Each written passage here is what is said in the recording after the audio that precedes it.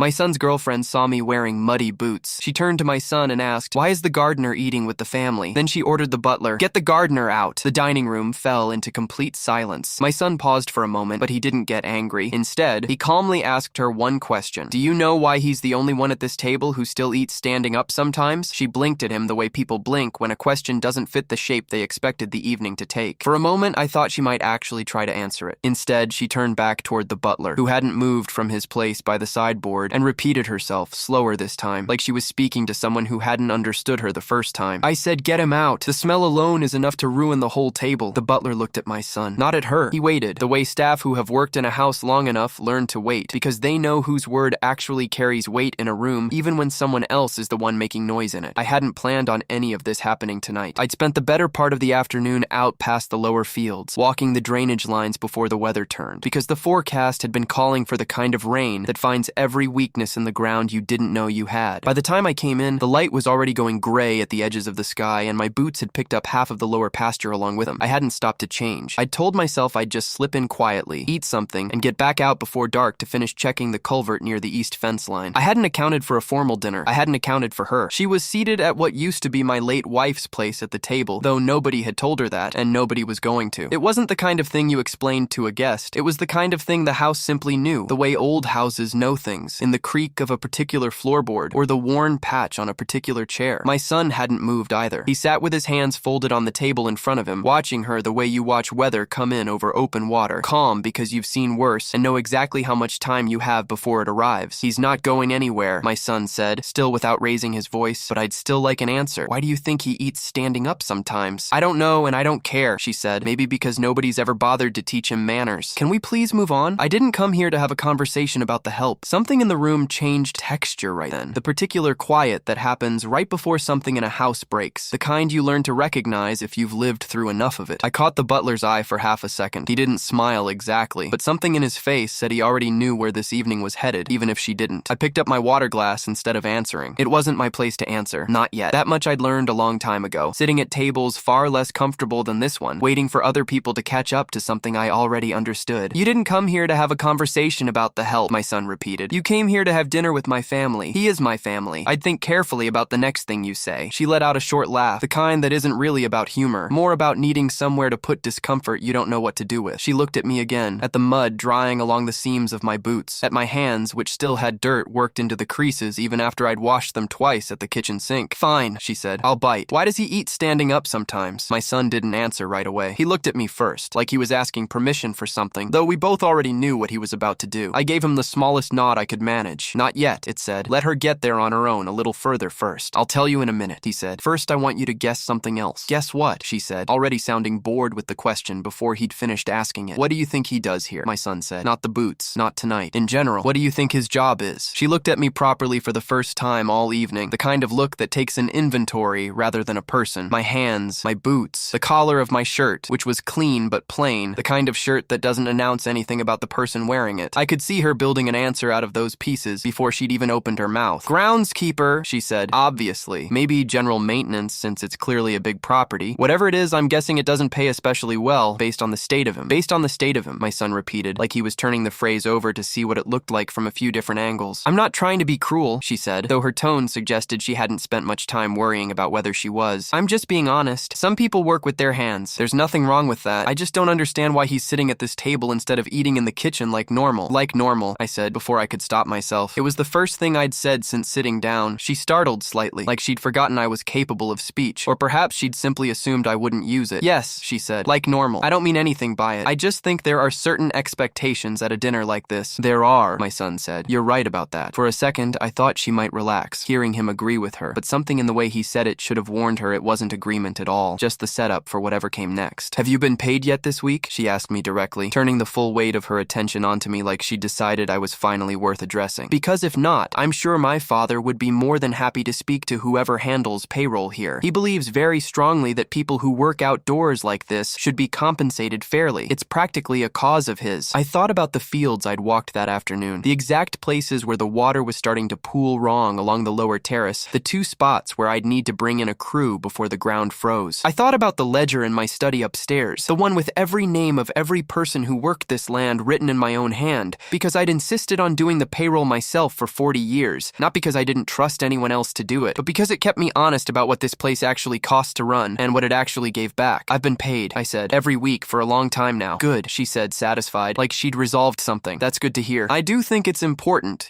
treating people fairly, regardless of what they do for a living. My mother always says you can tell everything about a family by how they treat the staff. She's right about that, my son said. You should probably remember she said it. The butler, still standing by the sideboard, allowed himself the smallest movement at the corner of his mouth. Not quite a smile, just the ghost of one, held very carefully in place. The way you hold something you know isn't yours to show yet. I want to explain something about those boots, because they mattered more than she understood, and more than I expected them to matter to me either. Sitting there that evening with mud drying stiff along the seams. My father worked with horses on a property 2 counties over from where I grew up, and my mother took in other people's laundry to make up the difference between what he earned and what a family needed to get by. I was the first person in either side of my family to own more than a few acres of anything, and I didn't come by it through inheritance or luck, not the kind people mean when they say that word like it excuses them from having to think too hard about what someone else went through. I came by it because I was young and stubborn and willing to work harder than anyone else in a room was willing to work, for longer than anyone else in that room was willing to wait. The estate we were sitting in that night had belonged to another family entirely when I was a boy. I used to walk past the gates on my way to school and imagine what it must be like to live behind them. When that family lost everything 2 decades later, in the particular way that old money sometimes quietly comes apart from the inside, most people in the area assumed the land would simply be broken up and sold in pieces to whoever could afford the smallest one. I borrowed against everything I had, which at the time wasn't very much, and bought the first 11 acres myself. I worked those 11 acres before dawn and after dark for years, on top of whatever job was paying my bills that particular season, and slowly, acre by acre, deal by careful deal, I built it back into something whole. My wife was with me for most of that climb. She used to bring meals out to the fields when I couldn't spare the time to come in for them, and she kept the books in the years before I could afford to bring in someone else for it, and she never once, in all the years I knew her, looked at my hands and thought less of what they'd built. She died 11 years ago, in the spring, and I still keep her chair in its place at this table, and I still walk the fields myself instead of sending someone else to do it, because some habits aren't really about the work anymore. They're about staying close to the person you built the work alongside. The boots themselves were nothing special. I'd owned a dozen pairs like them over the years, each one worn through in roughly the same places, replaced when they finally gave out, and not a day sooner, because a boot that still does its job doesn't deserve to be thrown away just because it stopped looking new. They'd been with me the week we buried her. They'd been with me through storms that took down half the fencing on the east side of the property, through winters so hard we lost livestock we couldn't afford to lose, through every ordinary Tuesday in between when the only thing that needed doing was checking on ground nobody else thought to check. To me, those boots were a record of everything I'd been willing to do to keep this place alive. To her, watching me from her seat across the table that night, they were simply proof of something she'd already decided about me before I'd said a single word. The staff who worked this property understood something the girlfriend didn't yet, which was that the mud on my boots and the size of the accounts upstairs were not opposites. They were the same fact, looked at from 2 different distances. The housekeeper, who'd worked here longer than my son had been alive, used to say that a man who stops walking his own fields is a man who's already decided the fields don't matter as much as he claims they do. I never wanted to be that man. I still don't. Back at the table, my son let the silence sit for a moment before he asked his next question. He had a way of doing that, of letting a pause do work that words couldn't, and I'd noticed over the years that it usually made people more nervous than raising his voice ever would have. Who's been paying your tuition for the last 4 years? He asked her. She looked at him like the question had come from somewhere completely unrelated to the conversation they'd been having a moment earlier. My parents, she said. Obviously. Why would you even ask that? Just answer the question, he said. Humor me. My parents, she said again, more firmly this time, glancing around the table as if she expected someone to back her up, to agree that this line of questioning had gone somewhere strange and unnecessary. Her cousin, seated 2 chairs down, who'd been invited along mostly to fill out the numbers for the evening, suddenly found something fascinating about the pattern on the tablecloth and didn't look up. Check again, my son said. I don't need to check, she said, an edge creeping into her voice now. I've seen the statements. I know exactly who pays for my education, and it isn't some kind of trick question, and I don't understand why we're talking about my tuition at a dinner where your father's gardener is somehow sitting at the table. He's not my father's gardener, my son said. He's my father. He said it plainly without any particular emphasis, the way you might mention the weather or what time it was, and there was a beat where I believed she might have actually heard him and simply not registered what the words meant yet, the way sound sometimes arrives before understanding catches up to it. That's not funny, she said. I wasn't trying to be. He can't be your father, she said, and there was something almost pleading in it now, like she was asking him to agree with her rather than telling him something he didn't already know. Your father owns this whole estate. Everyone knows that. He's not, she gestured at me, at my boots, at my hands, the same inventory she'd taken earlier, except now the pieces weren't adding up the way they had a few minutes ago, and I could see her scramble scrambling to make them fit again. He's not what? My son asked. She didn't answer. For the first time since she'd sat down, she didn't have anything ready to say. I sat quietly and let this happen, because it wasn't mine to interrupt, not while she was still arriving at the conclusion entirely on her own, one piece of evidence at a time, the same way she'd assembled her first impression of me an hour earlier, except this time the evidence was leading somewhere she clearly didn't want it to go. Ask your mother, my son said. You've got your phone right there. Go ahead and ask her who's actually been covering your tuition these last 4 years. I'll wait. She hesitated with the phone in her hand for a long moment before she actually dialed, and I understood exactly what that hesitation was. It wasn't uncertainty about the answer. It was the last few seconds of the only evening she could still, in theory, choose to protect if she simply put the phone back down and refused to ask the question at all. She dialed anyway. I think some part of her still believed she was about to prove my son wrong, that this whole exchange was some elaborate misunderstanding she'd be able to laugh about in a few minutes, once her mother confirmed what she already believed to be true. It rang twice. In that small stretch of time, I watched her face carefully, the particular kind of certainty people wear right before it's about to be taken away from them, a certainty that doesn't yet know it's borrowed on time. She held the phone slightly away from her ear, angled so the rest of the table could hear, already composing whatever comment she planned to make once this was settled in her favor. Her mother picked up sounding cheerful and slightly distracted, the way people sound when they're in the middle of something else entirely and haven't yet realized the call they've answered is about to matter. She asked how dinner was going, whether everyone was getting along, whether the weather had held out for the drive over. Dinner's fine, the girlfriend said, and there was already a thinness in her voice that hadn't been there a minute earlier. I just need you to clear something up for me really quickly. Who's been paying my tuition the last 4 years? I know it's obviously you and Dad, but apparently that's up for debate at this table tonight. There was a pause on the other end that went on slightly too long for such a simple question. My son leaned toward the phone before she could say anything else, before her mother's answer had even fully landed, and spoke directly into it himself. Just 3 words, he said. Ask him yourself. I watched something shift in the girlfriend's expression, a flicker of confusion at the phrase itself, like she was trying to work out who he meant by him, since as far as she understood it, there was no one else the question could possibly be pointed at except her father, who wasn't even part of the conversation. Her mother's voice, when it came back, had lost its earlier warmth entirely. It had gone careful instead, the particular carefulness of someone choosing each word individually, because they've suddenly understood the ground beneath the conversation has shifted, and they no longer know exactly where the solid parts are. Who else is at the table with you right now? Her mother asked, not really a question so much as a statement dressed up as one. Is your future father-in-law there tonight? Is he sitting at that table? But why does that matter? The girlfriend said, and now there was real unease in her voice, the sound of someone who has just realized the question they asked was never really about tuition at all, that it had been leading somewhere else the whole time, and she'd walked into it without noticing. Just answer me, her mother said. Is he there? There's an old man here who apparently thinks he's entitled to sit at this table, she said, glancing at me, and I noticed her voice had gone quieter, like she was already starting to hedge her bets, unsure which version of the sentence would end up being the safer one to have said out loud. I don't know who he actually is. I assumed he worked here. Her mother made a sound that wasn't quite a laugh and wasn't quite anything else either, something caught between disbelief and dread. You assumed, she repeated. You assumed the man sitting at that dinner table was staff. He was covered in mud, the girlfriend said, as if that settled it, as if that single detail should have been sufficient explanation for anyone listening. Put the phone on speaker, her mother said. Right now. I need to say something, and I need everyone at that table to hear it. The girlfriend did as she was told, slower than she needed to, the particular slowness of someone trying to buy herself a few more seconds before whatever was coming actually arrived. Her mother's voice filled the space above the table, thin through the small speaker, but unmistakably serious, the tone of someone who has decided there's no version of the next few sentences that can be softened. I didn't realize he'd be there tonight, her mother said. I thought this was just a family dinner with your boyfriend and his people. I didn't think you'd actually be sitting across the table from him. From who? The girlfriend said, though I think by then she already suspected the answer, the way you suspect the shape of something in a dark room before your eyes have fully adjusted to confirm it. From the man who's been covering your tuition for 4 years, her mother said. The man whose family has quietly kept an eye on ours since before you were born. I thought I explained this to you. I thought you understood who you were marrying into. I watched the girlfriend's hand tighten around the phone. The butler, still by the sideboard, had gone very still. The particular stillness of staff who understand a scene has reached the part where their presence matters more as witness than as service. My son looked at me once, briefly, a look that asked permission without needing to say so out loud. I gave him the same small nod I'd given him earlier. Go ahead, it said. She's ready to hear it now, whether she wants to be or not. He's not the gardener, my son said, finally, into the small silence her mother's voice had left behind. He's my father. He owns this estate, every acre of it, and the company behind it, and the accounts your family has quietly depended on for longer than you've ever known me. He was out in the fields this afternoon because there's a storm coming, and he still checks the drainage lines himself instead of trusting anyone else to get it right. That's the man you told the butler to remove from his own dinner table. The girlfriend's face went through several things in quick succession. Disbelief first, then something closer to panic, then a kind of stillness that looked almost like grief, as if she were mourning a version of the evening that had existed only a few minutes earlier and could never be gotten back. "I didn't know," she said, and her voice had lost every bit of its earlier certainty. "I swear to you, I didn't know. Nobody told me. If I'd known, I never would have." "You never asked," I said, and it was the second thing I'd said all evening, but it felt like the only thing that actually needed saying. "You looked at my boots and decided everything else about me in about 4 seconds, and you never once thought to ask a single question before you started giving orders to my staff." "I'm so sorry," she said, and I believed in that moment that she meant it, or at least meant something close enough to sorry that it was hard to tell the difference from where I was sitting. "Please." I panicked. I said something stupid, and I know I can't take it back, but I am genuinely, truly sorry. Her mother's voice came again through the speaker, smaller now, chastened in a way it hadn't been a minute earlier. "I should have told you more clearly who you'd be meeting tonight. This is my fault as much as it is yours." My son didn't say anything for a long moment. He looked at the girlfriend the way you look at someone you're trying to decide something about, some verdict you haven't fully reached yet, and I could see him weighing the shock on her face against everything he already knew about her, trying to work out whether what he was seeing was the beginning of something honest or simply the fastest route back to safety she could find. "Nobody's asking you to leave tonight," he said finally, and I noticed the relief that moved across her face when he said it, quick and visible, the relief of someone who thought the floor had opened up beneath her and just discovered, for now at least, it hadn't. "But I want you to understand something. This isn't over because you're sorry. It's over if it turns out you're only sorry because you got caught." She nodded quickly, too quickly maybe, and said she understood that she wanted the chance to prove she wasn't the kind of person who'd been sitting at that table for the last hour, and I remember thinking, even then, before any of what came later, that there was something in the speed of her recovery that didn't quite sit right with me. People who are truly ashamed of themselves don't usually bounce back that fast. They sit in it a while first. But it was late, and everyone at the table was tired in the particular way. An evening like that leaves you tired, and I told myself there would be time enough to find out which version of her was the real one. The rest of that dinner was quiet in a way that had nothing to do with peace. Nobody finished their plates. The butler cleared the table with more care than usual, as if the dishes themselves might shatter if handled without sufficient attention, and I noticed he refilled my water glass twice without being asked, a small gesture that told me exactly how the staff had already decided to read the evening, regardless of anything anyone at the table said out loud afterward. The girlfriend's cousin left early, mumbling something about an early morning, though I suspected the truth was simpler than that. Nobody wants to be present for the part of an evening where a family is still deciding what it thinks about someone. My son walked her out to her car himself, which surprised me a little, given everything that had just happened, but I understood it too. He wasn't walking her out because he'd forgiven her. He was walking her out because he needed the next few minutes to be private, away from the rest of us, so he could say whatever he actually needed to say without an audience shaping how either of them behaved. I don't know exactly what passed between them in that driveway. I know he came back inside nearly 20 minutes later than a simple goodbye should have taken, and he looked like a man who'd been given a great deal to think about and hadn't yet decided which direction his thinking was going to land. "She wants a chance to make it right," he told me, once the house had gone quiet and it was just the two of us in the study with the fire still going. "She says she's never had anyone actually challenge her about the way she talks to people. She says her whole life people have just gone along with it." "That might even be true," I said. "It doesn't make it your job to fix it for her." "I know that," he said. "I'm not saying I'm going to marry someone because I feel sorry for the way she was raised. I'm saying I want to see what she does next, now that she knows people are actually watching. That'll tell us more than anything she said tonight." I thought that was a reasonable position for him to take. I still think it was reasonable looking back, even knowing everything I know now about how the following weeks actually went. You can't fault a man for wanting to give someone room to prove they've changed. The only mistake, if there was one, was in how much weight we both put on the first few signs of that proving, before we understood how easily the early signs of change can be staged by someone who's simply gotten better at reading a room than she was the week before. The housekeeper, who'd been with this family longer than almost anyone else on the property, found me in the kitchen the next morning before I'd even had my coffee. She didn't say much. She rarely did. But she set a cup down at my elbow and said quietly that she'd seen plenty of people apologize quickly in this house over the years, and that speed of apology and sincerity of it were two entirely different animals, and it usually took more than one dinner to tell which one you were actually looking at. I told her I appreciated the observation. I didn't tell her I'd already had roughly the same thought myself, lying awake most of the night, turning the evening over and over, trying to work out exactly how much of what I'd seen across that table had been real. Over the following 2 weeks, the girlfriend made what looked, from the outside at least, like a genuine effort. She called the housekeeper by name for the first time I could remember, having apparently never bothered to learn it in all the months she'd been coming around before that dinner. She brought a small gift for the butler on her next visit, something modest and clearly chosen with a little thought, an apology dressed up as a gesture rather than spoken outright, which I understood was easier for some people than actually saying the words. She asked me questions about the estate that seemed genuinely curious rather than performative, or at least they seemed that way at the time. She asked about the drainage work I'd been doing the day of the dinner, whether the storm had done any damage, damage, what exactly a culvert was and why it mattered so much that I'd needed to check it myself rather than let anyone else handle it. I answered her questions plainly, the way I'd answer anyone who seemed to actually want to understand something rather than simply fill a silence. I feel terrible about what I said, she told me, the second time she visited after the dinner, finding me alone in the small office off the main hall where I kept the ledgers. I keep replaying it. I don't know how I could have looked at someone and said those things. People say all sorts of things when they think no one who matters is listening, I told her. The test isn't really what you said. It's what you do now that you know someone was. She nodded at that, and something in her expression suggested she was taking it seriously, weighing it the way you weigh advice you actually intend to use rather than advice you're simply waiting to stop hearing. My son seemed cautiously encouraged by all of it. He mentioned once or twice that maybe people really could surprise you, that maybe the version of her we'd seen that night hadn't been the whole truth of her, just the worst 5 minutes of someone who'd never had to think carefully about anyone beneath her before. I wanted to believe that too. I want to be honest about that. Looking back on it now, it would have been easier in every direction if the story had simply ended there, with a young woman who made an ugly mistake in a moment of panic and then spent the following weeks proving she was better than that mistake. That is, after all, the version of events she was working very hard to present to everyone in this house. But the housekeeper mentioned something to me, almost in passing, about 10 days after the dinner, that I didn't think much of at the time. She said she'd walked past the girlfriend on the phone out by the garden wall, and that the girlfriend's voice had carried a tone she didn't use inside the house. Sharper, more clipped, a tone of someone speaking to an equal rather than performing contrition for an audience. She hadn't heard the words clearly. She'd only noticed the tone, and the fact that the girlfriend had gone quiet and smiled the moment she noticed she was being observed. The particular smile of someone switching costumes mid-sentence. I told the housekeeper I'd keep an eye on things. I didn't yet know what exactly I was supposed to be watching for. About 3 weeks after the dinner, the girlfriend asked if she could speak with me alone, without my son present, which struck me as either a genuinely brave thing to ask for or a carefully calculated one, and at the time I told myself it could reasonably be either. We sat in the small sitting room off the west wing, the one with the good afternoon light, and she told me a version of her own upbringing I hadn't heard before, one that made a certain amount of sense out of the person who'd sat across from me at that dinner. Her family had money, but money of the newer, more anxious kind, the kind that spends a great deal of energy trying to look like it's always belonged, because some part of it is still afraid it hasn't earned the right to relax. She said she'd grown up watching her mother categorize every person who walked through their door according to what they could or couldn't do for the family, and that she'd absorbed the habit so early she'd never really examined it until that dinner forced her to. I listened. I found myself, against my own better judgment, moved by parts of it. There is something in hearing a person describe the shape of their own worst habit accurately that makes you want to believe they're already halfway to breaking it. I don't want to be the kind of person who decides what someone's worth before I know anything real about them, she told me. I want the chance to actually be better than that, not just say it. Then be better than that, I said, quietly, over time, in the small moments nobody's grading you on. That's the only kind of proof that means anything. She seemed to take that seriously. She thanked me, and I remember thinking, as she left that afternoon, that perhaps my son had been right to give her the room he'd given her, that perhaps people really could be shaped by a single terrible evening into someone genuinely different from who they'd been walking in. It was the housekeeper who first suggested otherwise, gently, almost apologetically, the way she raised most things she wasn't entirely sure were her place to raise. She came to me again about a week after that conversation and said she'd been in the upstairs hallway, changing linens in the guest room, when she'd overheard the girlfriend on a call again, this time through the door of the room she used when she stayed over. I wasn't trying to listen, the housekeeper said. The door wasn't shut all the way. I only caught pieces of it, but she was talking to her mother, and I heard her say something about the prenup and something about a lawyer, and it didn't sound like the kind of conversation someone has when they're simply trying to understand a family they've fallen in love with. I asked her if she was certain of what she'd heard. She said she wasn't certain of the words. Not exactly. Not enough to repeat them to my son as fact rather than impression, but she was certain of the tone. The same clipped, business-like tone she'd noticed by the garden wall weeks earlier, entirely unlike the soft, searching voice the girlfriend used whenever any of us were in the room. I asked her not to say anything to my son yet, not because I doubted her, because I didn't yet have anything solid enough to bring him, and I didn't want to hand him a suspicion dressed up as a certainty before I'd had the chance to find out whether it was either. The next piece came almost by accident, the way these things often do, less through anyone's deliberate effort to uncover anything, and more through the ordinary friction of a large house where people assume they're alone more often than they actually are. The housekeeper was in the small laundry room just off the kitchen, folding linens, when the girlfriend came in to use the side door rather than the main entrance, apparently not realizing anyone was in there, already on the phone with her mother in the particular, unguarded voice people use when they believe no one is listening. This time the housekeeper heard more, and this time she wrote down what she remembered as soon as she could, sitting at the kitchen table with a pad of paper, the way you'd write down a recipe you were afraid of forgetting, because she said she understood immediately that what she'd heard mattered more than she had the authority to simply carry around in her memory and decide what to do with alone. According to what what she wrote and later repeated to me directly. The girlfriend had told her mother that the dinner had actually worked out better than either of them could have planned it, because now she knew exactly what she was dealing with, and that the old man being wealthy changed the entire calculation of what was worth putting up with. She'd said something about needing to be more careful going forward, not more honest, careful, and something about how her mother had been right all along, that the appearance of humility was cheaper than actual humility and accomplished nearly the same result with people who wanted badly enough to believe it. The housekeeper said the girlfriend had laughed at one point, a short private laugh entirely unlike anything any of us had heard from her since that dinner, and said something to the effect that the old man in the muddy boots had turned out to be the best thing that could have happened to her, because now there was actual money worth being patient for. I sat with that for a long time after the housekeeper told me, turning it over the way you turn over something you badly wish weren't true, looking for an angle that would make it mean something less damning than it appeared to mean on its face. I couldn't find one. I asked the housekeeper if she was willing to say all of this to my son directly, and to our family's longtime attorney if it came to that, understanding fully what it would mean for her position in this house if it turned out later she'd been mistaken. She said she was willing. She said she'd worked in this house long enough to know the difference between gossip and something that actually needed saying, and that this was the second kind, not the first. I brought it to our attorney the following morning, not because I intended to do anything legal with it yet, but because I wanted someone with a clearer head than mine to help me understand what, if anything, could actually be verified, rather than simply repeated as one person's account of an overheard conversation. Our attorney had handled this family's affairs for close to 20 years, and he was not a man given to dramatic conclusions before the facts actually supported them, which was exactly why I trusted his read on the situation more than I trusted my own that week. He made a few careful calls, the kind that don't announce themselves as investigations even though that's precisely what they are. It turned out the girlfriend had, in fact, contacted a family law attorney of her own, roughly 10 days after the dinner, ostensibly for what her own attorney's office described only as a general consultation regarding prenuptial agreements and asset protection in the event of a future marriage. There was nothing illegal in any of it. People are entitled to protect themselves however they see fit before entering into a marriage, and on its own, a single consultation might have meant nothing at all. What troubled our attorney more was the timing, and the fact that, according to the housekeeper's account, the consultation hadn't been framed to her mother as prudent caution, but as strategy, a way of positioning herself more advantageously now that she understood the true scale of what she stood to gain, rather than a way of genuinely reckoning with anything about her own behavior that night. "I can't tell you what's in someone's heart," our attorney said to me, sitting across from me in the study with a folder he'd assembled over the better part of a week. "I can only tell you what the pattern looks like from the outside, and the pattern here is someone who received new information about your net worth and immediately began adjusting her legal position accordingly, while telling your son and telling you a story about personal growth that doesn't appear, on the evidence, to be the whole truth of what she's actually doing." I asked him whether the housekeeper's account, on its own, would be considered credible, if it ever came to that. "It's one person's recollection of an overheard conversation," he said. "On its own, it's not proof of anything in a legal sense, but you're not building a legal case. You're trying to understand who your son is about to marry, and for that purpose, a credible witness who has no reason to lie, corroborated by an unusual and well-timed legal consultation, tells you quite a lot." I sat with the folder for a long while after he left, running my thumb along the edge of it without opening it again, thinking about the 2 weeks of small kindnesses, the gift for the butler, the questions about the culvert, the conversation in the west sitting room, where she'd described her mother's habit of categorizing people and made it sound like something she was actively working to unlearn. I thought about how convincing all of it had been. I thought about how much of it apparently had simply been the next version of the same instinct, refined rather than abandoned, aimed now at a longer and more patient kind of return. I called my son that evening and told him we needed to talk, and something in my voice must have carried more than I intended, because he didn't ask what it was about. He simply said he'd come by first thing in the morning, and that he'd bring her with him, because whatever this was, he said, he wanted her there to hear it directly, rather than secondhand. She was never sorry. She was recalculating. That was the sentence our attorney had used the night before, the one that stuck with me through a mostly sleepless night, and it was the sentence I found myself repeating in my head the following morning as I watched her walk into the study beside my son, dressed carefully, composed in exactly the way she'd been composed every time she'd visited over the past 3 weeks, right up until the moment she saw the folder sitting closed on the desk in front of me and understood, before anyone had said a single word, that whatever was about to happen wasn't going to be another gentle conversation about culverts and old family habits. My son sat down beside her. I could see him trying to hold his expression steady, trying not to let her read anything from his face before he'd actually heard what I had to tell him, though I suspected, from the tightness around his eyes, that some part of him had already guessed the shape of what was coming. "The housekeeper overheard you on the phone," I said, "twice. Once by the garden wall, and once in the laundry room, where you didn't realize she was standing on the other side of the door. I want to give you the chance to tell us yourself what you said, before I read it to you from her account." The color left her face slowly, not all at once, the particular draining you see in someone deciding in real time whether denial is still a viable strategy, or whether the moment for it has already passed. Whatever she thinks she heard, she started. I'm sure it's been taken out of. She wrote it down the same day, I said. Both times. And our attorney confirmed through your own attorney's office that you initiated a consultation about prenuptial agreements and asset protection 10 days after that dinner. Not because you were being prudent. Because, in your own words to your mother, you finally understood the true scale of what you stood to gain, and you needed to be more careful going forward, not more honest. Careful. My son's breath caught audibly beside her. I hadn't told him any of the specific wording before that moment. I'd wanted him to hear it at the same time she was forced to answer for it, so there could be no question later of anything having been softened or rehearsed on my end. The culvert, he said quietly, almost to himself. The gift for the butler. All of it. I panicked when I said those things about the culvert, she said, her voice rising now, the careful composure finally starting to fracture. But I meant what I said to your father in the sitting room. I meant every word of it. She turned to me directly then, something desperate creeping into her voice. You believed me. In that sitting room, you believed me. Doesn't that count for something? People are allowed to say two different things to two different people while they're still working out which one is true. You weren't working anything out, I said. You'd already worked it out. You told your mother exactly what you'd worked out, in words plain enough that there's no other way to read them. What you said to me that afternoon wasn't you thinking something through. It was you managing me. She opened her mouth to answer, and then didn't. It was the first real silence I'd heard from her all morning, the first one that wasn't waiting on a comeback. You told your mother the old man in the muddy boots turned out to be the best thing that could have happened to you, I said, because now there was actual money worth being patient for. Those are close to your exact words. Tell me which part of that was the truth, and which part was what you said to my son's face. She didn't answer. My son stood up first before I did, and I watched something settle in his face. Not rage, something quieter and more final than rage. The look of a man closing a door he'd been holding open out of hope rather than evidence. I gave you 3 weeks, he said. I watched every single thing you did in those 3 weeks, and I wanted so badly for it to be real. I don't think I've ever wanted anything to be true as much as I wanted that. It is real, she said. Please. Whatever I said on the phone, whatever it sounded like, I can explain. You don't get a version where you explain your way out of exact words, he said. You get the version where you leave. He didn't raise his voice. He asked for the ring back, and when she didn't move fast enough, he simply held out his hand and waited. The same patient, unhurried waiting I'd watched him do at that dinner table 3 weeks earlier, except now there was nothing left underneath it to hope for. She set it in his palm without another word, gathered her coat from where she'd left it over the arm of the chair, and walked out of the study, out through the front hall, past the housekeeper standing quietly near the stairs, and out the door into the gray morning light without either of us following her.